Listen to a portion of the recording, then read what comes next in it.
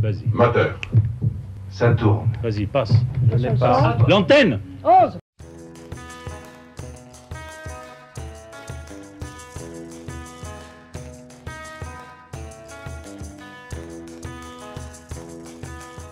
Si vous vous posez encore la question, VR fait référence à réalité virtuelle ou Virtual Reality en anglais. Il s'agit là d'une technologie qui plonge l'utilisateur, à l'aide d'un casque, dans un univers virtuel modélisé en 3 dimensions.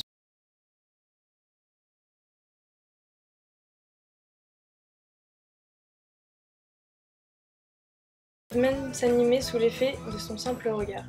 La réalité virtuelle propose donc une expérience des plus immersives en simulant une perception sensorielle unique. Le syntagme réalité virtuelle apparaît pour la première fois en 1938 dans Le Théâtre et son double, un recueil d'essais écrit par Antonin Artaud. Il utilise cette expression pour décrire la nature illusoire des personnages et des objets dans le théâtre. Plus concrètement, la première expérience de réalité virtuelle a été offerte en 1962 par Morton Heilig avec son appareil Sensorama, une machine mécanique qui permettait de simuler la vue, l'ouïe, l'odorat et le toucher. La recherche sur le sujet s'intensifie dans les années 90 avec la publication de l'ouvrage Virtual Reality écrit par Howard Rheingold en 1991. Si la technologie est encore en développement aujourd'hui, elle est connue du grand public depuis les années 2000 avec la présentation des casques Oculus Rift, Samsung Gear VR, PlayStation VR et HTC Vive. Certains de ces casques sont commercialisés depuis 2016. Si l'usage de la réalité virtuelle à domicile n'est pas encore généralisé, de nombreux secteurs l'adoptent progressivement.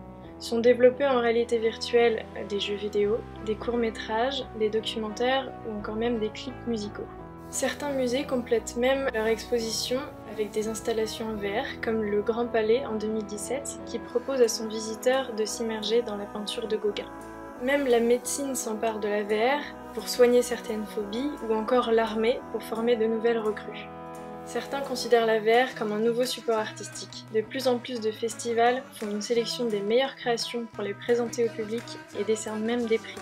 Par exemple, le court-métrage Pearl, réalisé par Google, a remporté un Emmy Award en septembre 2017 après avoir été le premier film en VR à être nominé aux Oscars.